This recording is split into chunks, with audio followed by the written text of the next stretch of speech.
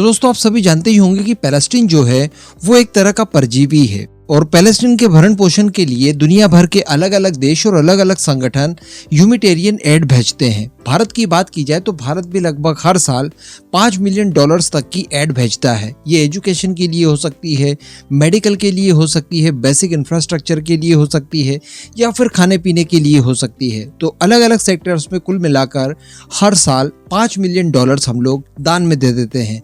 इसी तरह से दुनिया के अलग अलग देश भी पैलेस्टीन को एड देते हैं। इसके अलावा अलग अलग संगठन भी देते हैं और कई सारे इंडिविजुअल्स भी देते हैं। तो अल्टीमेटली इन्हें जो एड मिलती है वो इनके लिए इनफ हो जाती है। अगर इसका सही तरीके से इस्तेमाल किया जाए तो पैलेस्टीन के सारे लोग लगभग इजरायलियों जैसी लाइफस्टाइल को मेंटेन कर सकते हैं।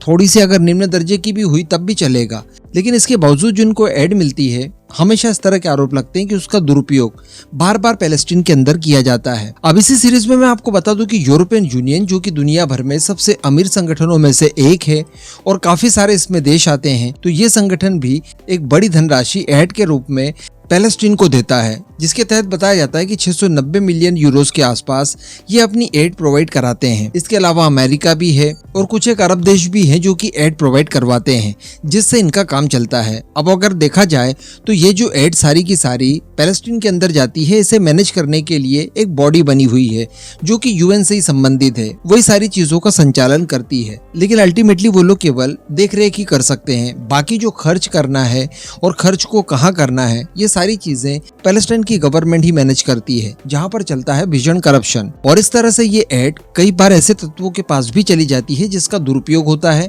आतंकवाद के कामों में। और रिसेंटली जो हम लोगों ने इजराइल के ऊपर आतंकी हमला देखा, इसमें भी काफी हद तक उस एड का इस्तेमाल किया ही गया होगा। तो इन सब चीजों को देखते हुए यूरोपियन यूनियन काफी ज्यादा परेशान था और यूरोपियन यूनियन ने इसका काफी ज्यादा विरोध भी किया। और इजराइल के ऊपर ये जो अटैक किया गया, इसके तत्काल बाद यूरोपियन यूनियन की तरफ से एक बयान निकल कर आता है और उन्होंने इस बात की जानकारी दी कि उनकी तरफ से जो ह्यूमैनिटेरियन एड दी जाती है पैलेस्टीन को, उसको बंद किया जा सकता है। हालांकि डायरेक्टली बंद करने की बात उन्होंने यहाँ पर नहीं की, लेकिन इसकी समीक्षा करने की बात कही थी। दरअसल यूरोपियन यूनियन के जो कमिश्नर हैं ओलिवर वरहेली, इन्होंने 7 अक्टूबर को ये कहा था कि अगली बार जब पैलेस्टीन को एड दी जाएगी तो उससे पहले इसकी समीक्षा की जाएगी और समीक्षा से पहले तक इस फंडिंग को निलंबित किया जाता है। और जो European commissioner for crisis management है वो इस बात की डिटेल में समीक्षा करेगा। तो अल्टीमेटली ये इजराइल के लिए काफी अच्छी खबर थी कि अगर पैलेस्टीन को दी जाने वाली सबसे बड़ी एड यहाँ पर रुक जाती है तो इजराइल के खिलाफ इस तरह के षड्यंत्र करने के लिए कम से कम कुछ समय के लिए ही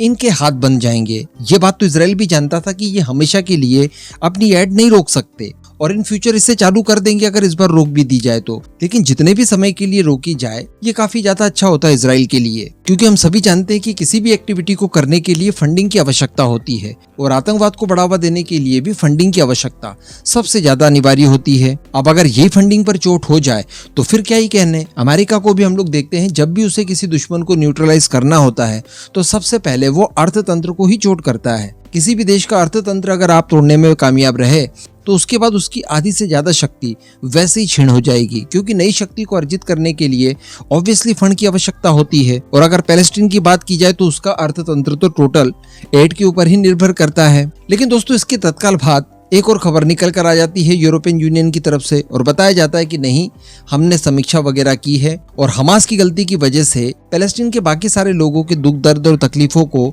जस्टिफाई नहीं किया जा सकता और ऐसी परिस्थिति में हमारे द्वारा दी जाने वाली एड को नहीं रोका जा सकता और जो एड यूरोपियन यूनियन की तरफ से दी जाती है पैलेस्टीन को वो पहले की तरह ही दी जाएगी। बस यहाँ पर थोड़ा सा ध्यान दिया जाएगा कि इस एड का किसी भी तरह से दुरुपयोग पैलेस्टीन के अंदर ना हो। और European civil protection and humanitarian aid operation इस बात के लिए उत्तरदायी होगा कि जो भी एड यूरोपियन यूनियन की तरफ से दी जा रही है पैलेस्टीन को, उसका सदुपयोग ही हो। तो अब कितना सदुपयोग होगा कितना दुरुपयोग होगा ये तो खैर नहीं कहा जा सकता, और क्या यूरोपियन यूनियन की एड से वाकई में हमास को बल मिल रहा था या नहीं ये तो खैर नहीं कहा जा सकता। लेकिन डेफिनेटली ये इजराइल के लिए काफी चिंता का विषय बन गया है। केवल 24 आवर में ही यूरोपियन यूनियन ने अपना फैसला बदलकर इजराइल को डिसअपॉइंट किया है। अब इस पूरे मुद्दे पर दोस्तों आपका क्या मानना है? क्या यूरोपियन यूनियन, भारत, अमेरिका और बाकी सारे देशों की तरफ से पैलेस्टीन को एड देनी चाहिए या फिर नहीं? नीचे कमेंट करके जरूर बताइएगा।